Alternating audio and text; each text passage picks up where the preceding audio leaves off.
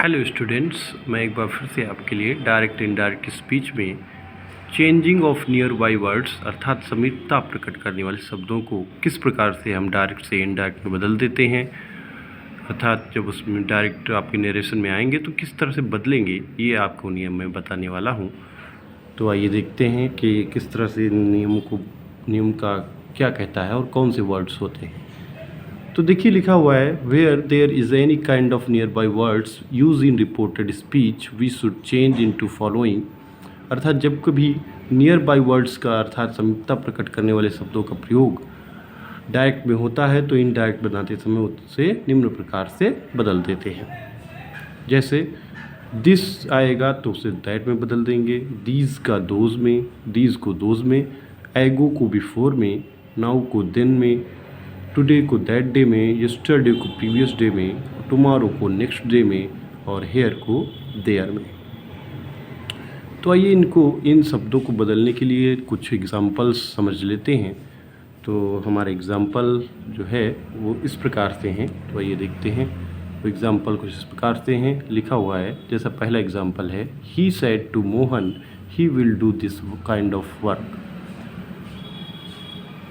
तो इसको जब इनडायरेक्ट में बदलेंगे तो लिखेंगे ही, और सेड टू को बदलने के टोल्ड में, क्योंकि उसके बाद मोहन ऑब्जेक्ट है तो टोल्ड बदल जाएगा। उसके बाद लिखेंगे मोहन और फिर कॉमा डॉट कॉमा को हटाकर दैट का प्रयोग करेंगे, दैट कंजक्शन का प्रयोग करेंगे और फिर लिखेंगे ही, और विल को वुड में बदल देते हैं जैसा कि मैं आपको पहले भी नियम में बता चुका हूँ। और फिर डू और दिस को दैट में बदल देंगे और उसके बाद लिखेंगे काइंड ऑफ वर्क। इस तरह से ये हमारा इनडायरेक्ट में बदल जाएगा। अगला हमारा जो एग्ज़ाम्पल है वो ये है कि they said to his teacher Rohan is catching these fishes today. तो इसको इनडायरेक्ट में बदलेंगे तो लिखेंगे दे और सेड टू को बदलेंगे टोल्ड में, हिज टीचर और उसके बाद कॉमा डॉट कॉमा को हटाकर दैट कंजक्शन का प्रयोग करेंगे और फिर लिखेंगे रोहन और इज को हम वाज में बदल देंगे और फिर लिखेंगे कैचिंग और दीज को दोज में बदल देंगे और फिर लिखेंगे फिशेस और टुडे को फिर दैट डे में चेंज कर देंगे और फिर लिखेंगे दैट डे। तो ये इस तरह से बन जाएगा, they told his teacher that Rohan was catching those fishes today.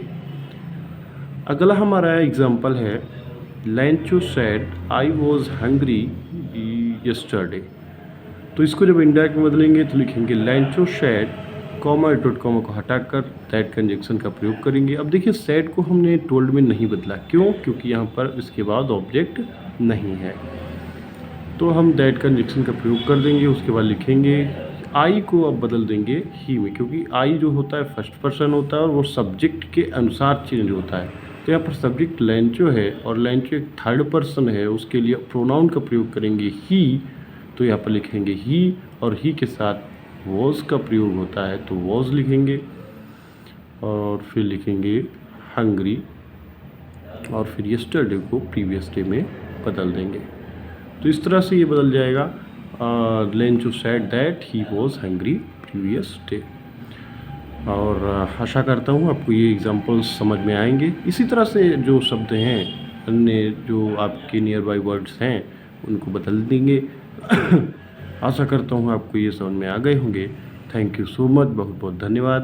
और एक रिक्वेस्ट है कि आप मेरे चैनल को सब्सक्राइब अवश्य करें।